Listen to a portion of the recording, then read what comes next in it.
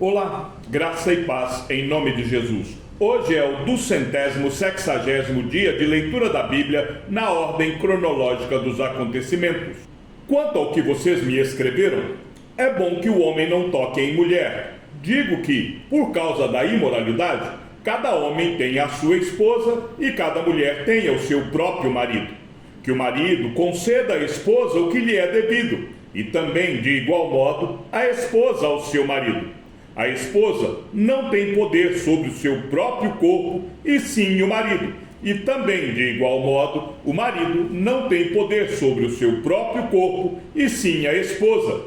Não se privem um ao outro, a não ser, talvez, por mútuo consentimento, por algum tempo, para se dedicarem à oração. Depois, retomem a vida conjugal, para que Satanás não tente vocês por não terem domínio próprio. E digo isto como concessão e não como mandamento. Gostaria que todos os homens fossem como eu. No entanto, cada um tem de Deus o seu próprio dom. Na verdade, de um modo, outro de outro. E aos solteiros e às viúvas, digo que lhes seria bom se permanecessem no estado em que também eu vivo. Mas, se não conseguem se dominar, que se casem, porque é melhor casar do que arder em desejos. Aos casados ordeno, não eu, mas o Senhor, que a mulher não se separe do marido. Mas, se ela se separar, que não se case de novo, ou que se reconcilie com seu marido, e que o marido não se divorcie da sua esposa. Aos outros, digo eu, não, Senhor. Se algum irmão estiver casado com uma mulher não crente, e esta concorda em morar com ele, não se divorcie dela. E se uma mulher estiver casada com um homem não crente, e este concorda em viver com ela, que ela não se divorcie do marido. Porque o marido não crente é santificado no convívio da esposa, e a esposa não crente é santificada no convívio do marido crente. Se não fosse assim, os filhos de vocês seriam impuros, porém agora são santos. Mas, se o não crente quiser separar-se, que se separe. Em tais casos, não fica sujeito à servidão nem o irmão, nem a irmã.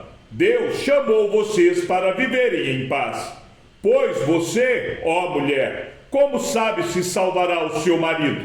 Ou você, ó marido, como sabe se salvará a sua mulher? No mais, que cada um ande segundo o que o Senhor lhe concedeu, conforme Deus o chamou. É isto que ordeno em todas as igrejas. Foi alguém chamado estando circunciso?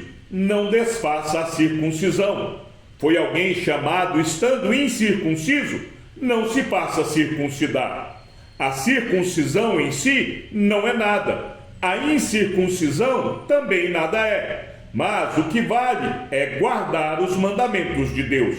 Cada um permaneça na vocação em que foi chamado. Você foi chamado sendo escravo? Não se preocupe com isso.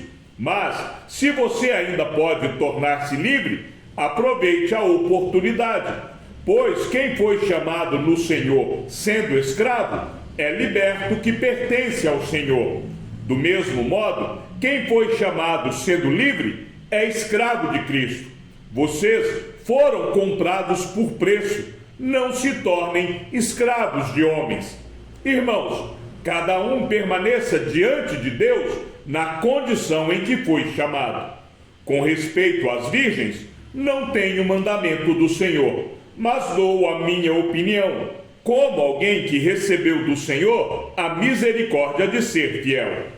Por causa da angustiosa situação presente, penso ser bom para o homem permanecer assim como está. Você tem esposa? Não procure separar-se. Você está solteiro? Não procure esposa. Mas, se você casar, não estará pecando. E também, se a virgem se casar, não estará pecando. Ainda assim, tais pessoas sofrerão angústia na carne, e eu gostaria de poupar vocês disso. Mas isto digo, irmãos, o tempo se abrevia. Por isso, de agora em diante, não só os casados sejam como se não fossem casados, mas também os que choram, como se não chorassem, os que se alegram, como se não se alegrassem, os que compram, como se nada possuíssem, e os que se utilizam deste mundo, como se não fizessem uso dele, porque a aparência deste mundo passa. O que eu realmente quero é que vocês fiquem livres de preocupações. Quem não é casado, cuida das coisas do Senhor, de como agradar ao Senhor. Mas o que se casou, cuida das coisas do mundo, de como agradar a esposa, e assim está dividido. Também a mulher, tanto a viúva como a virgem, cuida das coisas do Senhor, para ser santa, assim no corpo como no espírito. Mas a mulher casada se preocupa com as coisas do mundo, de como agradar ao marido. Digo isto para o próprio bem de vocês, não para impor limitações, mas tendo em vista o que é decente e para que vocês possam se consagrar ao Senhor sem distração alguma. Mas, se alguém julga que trata de modo impróprio a sua virgem, se ela tiver passado a flor da idade, e se as circunstâncias o exigem, faça o que quiser, não peca, que case. Contudo, aquele que está firme em seu coração e não se sente obrigado, mas tem domínio sobre a sua própria vontade, e resolveu em seu coração conservar virgem a jovem, fará bem. Por isso, quem casa com a sua virgem faz bem, quem não casa faz melhor. A mulher está ligada ao seu marido enquanto ele viver, mas se o marido morrer, ela fica livre para casar com quem quiser, mas somente no Senhor. Porém, ela será mais feliz se permanecer viúva, segundo a minha opinião, e penso que também eu tenho o Espírito de Deus. No que se refere às coisas sacrificadas a ídolos, sabemos que todos temos conhecimento. O conhecimento leva ao orgulho, mas o amor edifica.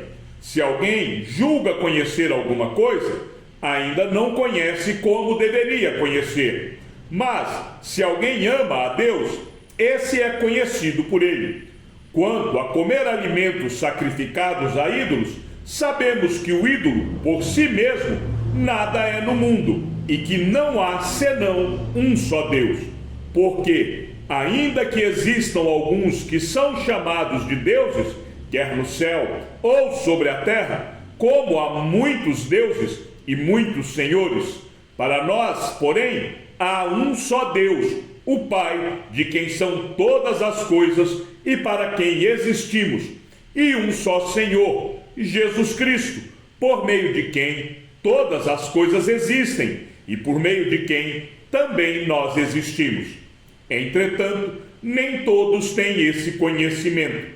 Alguns, acostumados até agora com o ídolo, ainda comem desses alimentos como se fossem sacrificados a ídolos, e a consciência destes, por ser fraca, vem a contaminar-se. Não é a comida que nos torna agradáveis a Deus, pois nada perderemos se não comermos, e nada ganharemos se comermos. Mas tenham cuidado para que essa liberdade de vocês não venha, de algum modo, a ser tropeço para os fracos. Porque, se alguém enxergar você, que tem conhecimento, sentado à mesa no templo de um ídolo, será que a consciência do que é fraco não vai ser induzida a participar de comidas sacrificadas a ídolos? E assim, por causa do conhecimento que você tem, perde-se o irmão fraco, pelo qual Cristo morreu. E deste modo, pecando contra os irmãos, ferindo a consciência fraca que eles têm, é contra Cristo que vocês estão pecando. E por isso, se a comida serve de escândalo ao meu irmão, nunca mais comerei carne, para que não venha a escandalizá-lo. Será que eu não sou um homem livre? Não sou apóstolo? Não vi Jesus, nosso Senhor? Por acaso, vocês não são fruto do meu trabalho no Senhor? Se não sou apóstolo para outros, certamente o sou para vocês, porque vocês são o selo do meu apostolado no Senhor.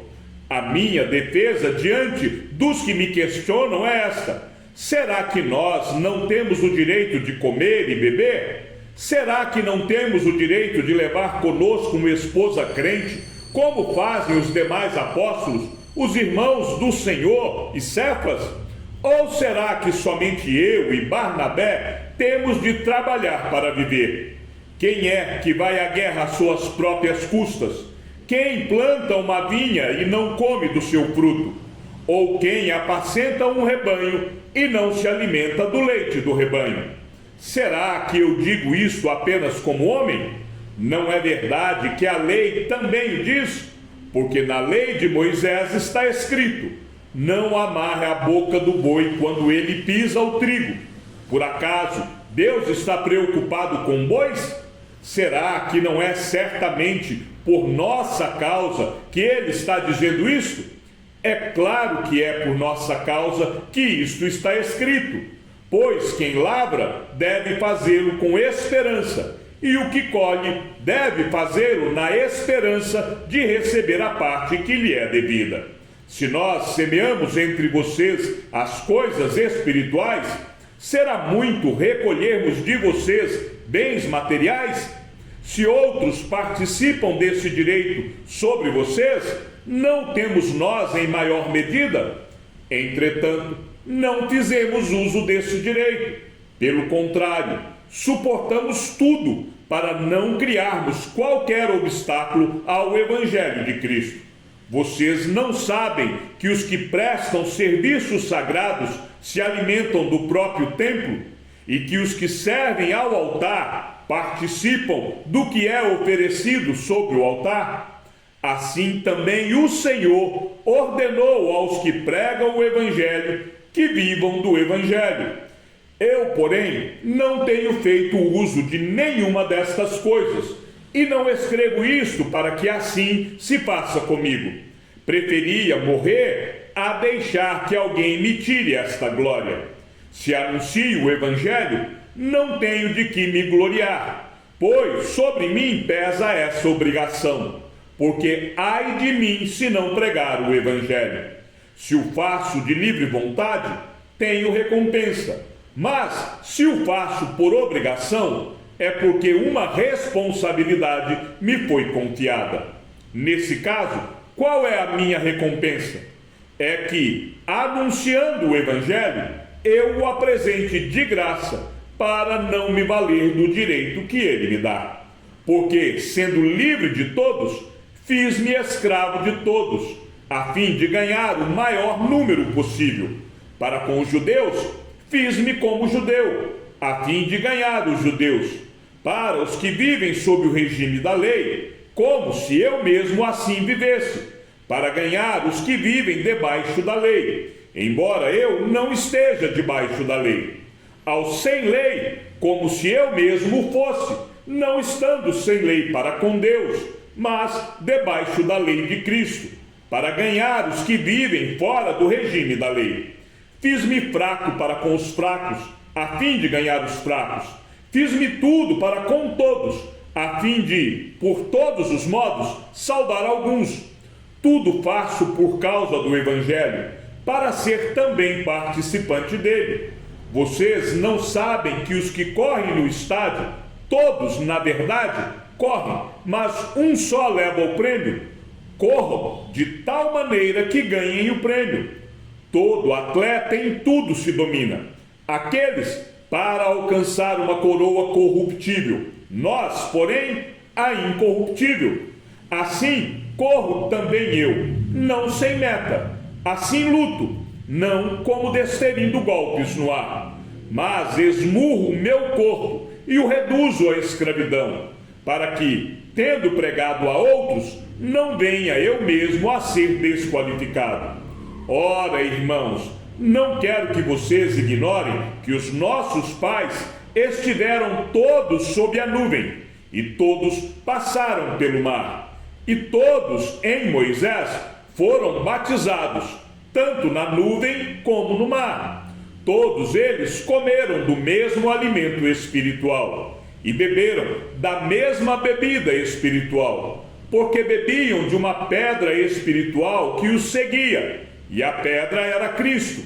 Mas Deus não se agradou da maioria deles, razão pela qual ficaram prostrados no deserto. Ora, estas coisas se tornaram exemplos para nós, a fim de que não cobicemos as coisas más, como eles cobiçaram.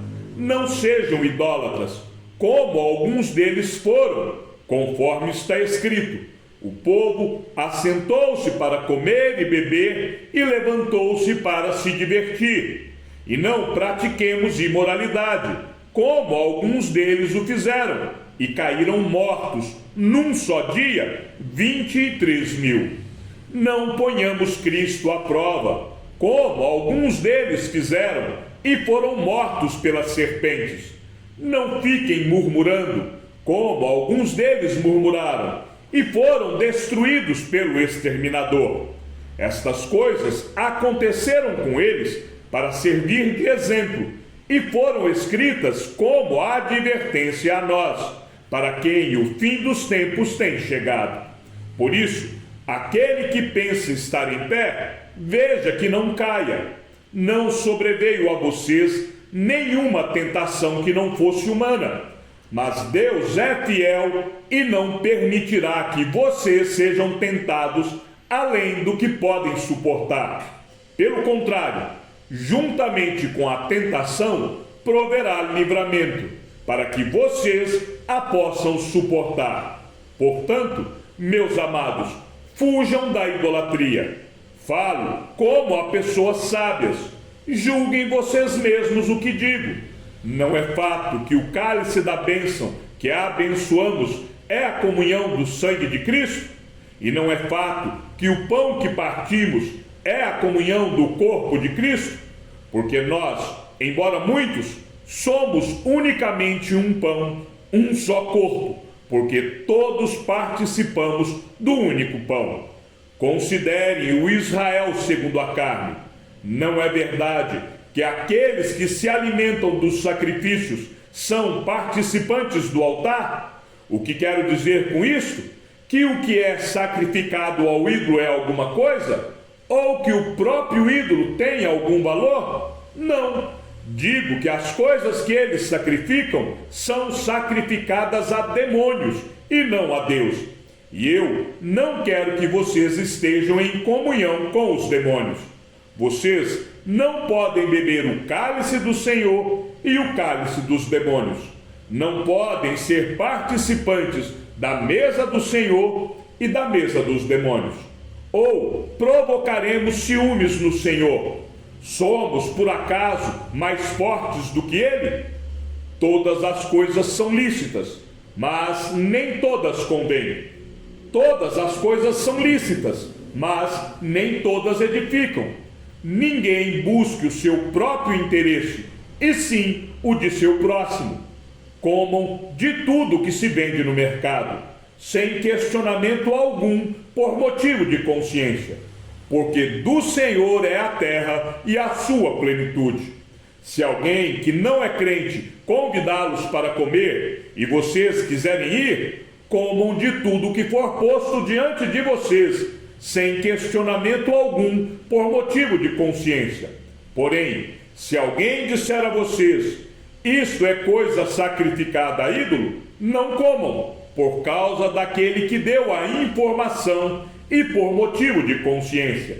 Consciência, digo, não a sua propriamente, mas a do outro. Pois, porque a minha liberdade deve ser julgada pela consciência de outra pessoa. Se eu participo com gratidão, porque sou criticado por causa daquilo por que dou graças? Portanto, se vocês comem, ou bebem, ou fazem qualquer outra coisa, façam tudo para a glória de Deus. Não se tornem motivo de tropeço, nem para judeus, nem para gentios, nem para a igreja de Deus, assim como também eu procuro em tudo ser agradável a todos, não buscando meu próprio interesse, mas o de muitos, para que sejam salvos. sejam meus imitadores, como também eu sou imitador de Cristo. Eu os elogio porque em tudo vocês se lembram de mim e retêm as tradições assim como eu as transmiti a vocês. Quero, porém, que saibam que Cristo é o cabeça de todo homem, e o homem é o cabeça da mulher, e Deus é o cabeça de Cristo. Todo homem que ora ou profetiza com a cabeça coberta, desonra a sua própria cabeça. Toda mulher, porém, que ora ou profetiza com a cabeça descoberta, desonra a sua própria cabeça, porque é como se a tivesse rapada. Portanto, se a mulher não cobre a cabeça, nesse caso, que rape o cabelo.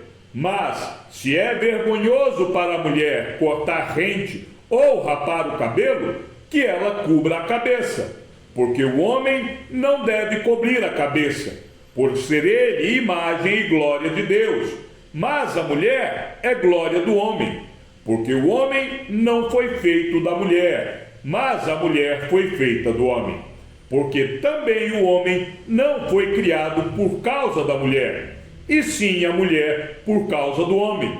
Portanto, por causa dos anjos, a mulher deve trazer um sinal de autoridade na cabeça. No Senhor, todavia, nem a mulher é independente do homem, nem o homem é independente da mulher. Porque, assim como a mulher foi feita do homem, assim também o homem nasce da mulher, e tudo vem de Deus. Julguem entre vocês mesmos. É próprio que a mulher ore a Deus com a cabeça descoberta? Ou a própria natureza não lhes ensina que é desonroso para o homem usar cabelo comprido, e que, tratando-se da mulher, é para ela uma glória, pois o cabelo lhe foi dado em lugar de véu. Mas, se alguém quiser discutir essa questão, saiba que nós não temos tal costume, nem as igrejas de Deus. Chegamos ao fim da leitura de nosso 260º dia. Que o Senhor seja com o teu espírito e que a graça seja com todos os que amam sinceramente a nosso Senhor Jesus Cristo. E ao Deus único e sábio seja dada toda a glória e que a sua vida seja sempre para mais em Cristo Jesus. Um forte abraço e até amanhã, se assim o Senhor nos permitir.